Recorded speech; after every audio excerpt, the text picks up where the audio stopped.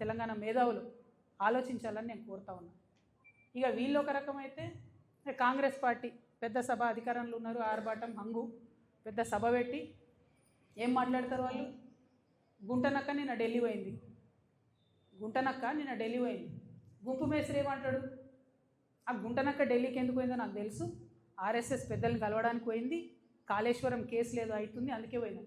నాకు సంపూర్ణంగా కోర్ట్స్ మీద విశ్వాసం ఉందండి, నాకు సంపూర్ణంగా కోర్ట్స్ మీద వాళ్ళ జడ్జిమెంట్ మీద విశ్వాసం ఉంది.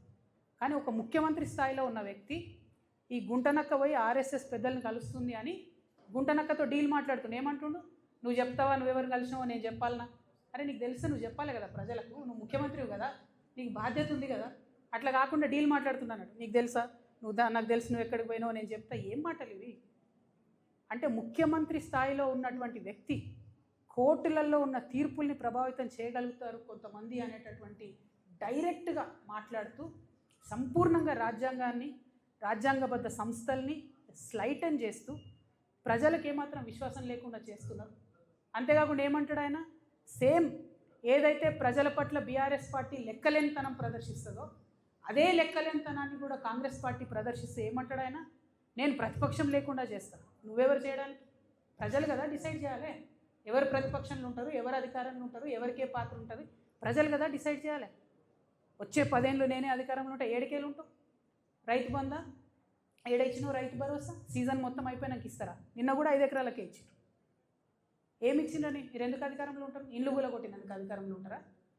2 నెలల పాప చచ్చిపోతే మాట్లాడలేదని అధికారంలో ఉంటారా? దేనికోసం అధికారంలో ఉంటారు? ఒక ఉద్యోగం ఇచ్చిరాని అధికారంలో ఉంటారా? జాబ్ క్యాలెండర్ ఇచ్చిరాని అధికారంలో ఉంటారా? దేనికోసం ఉంటారు అధికారంలో? ఎట్లా లేకుండా చేస్తారు ప్రతిపక్షాన్ని? ఏ లెక్కలేనితనం బీఆర్ఎస్ పార్టీ ప్రజల పట్ల ఇప్పటికీ ప్రదర్శిస్తున్నదో, ప్రజలే తప్పు చేసిరంటే ఆత్మవిమర్శ చేసుకుంటలేదు బీఆర్ఎస్ పార్టీ. అందుకే అంటున్నాయి 1000 ఏళ్ళైనా బీఆర్ఎస్ పార్టీ మారదు, అదే తోవలో కాంగ్రెస్ పార్టీ కూడా పోతున్నది తప్పితే వేరే ఏం లేదు. వీళ్ళిద్దరూ తూకిత్తా అంటే తూకిత్తా, నేను సభ పెట్టినా, నేను పెద్ద సభ పెట్టినా, ఇది తప్పితే బల ప్రదర్శన తప్పితే ప్రజల గురించి మాట్లాడింది లేదు, ప్రజల కోసం ఆలోచించేది లేదు. డెఫినెట్గా మారాలి పాలిటిక్స్, దయచేసి పాలిటిక్స్ మారాలి. ప్రజల సెంట్రిక్గా పాలిటిక్స్ జరగాలి, నాయకుల సెంట్రిక్గా కాదు, పార్టీల సెంట్రిక్గా కాదు.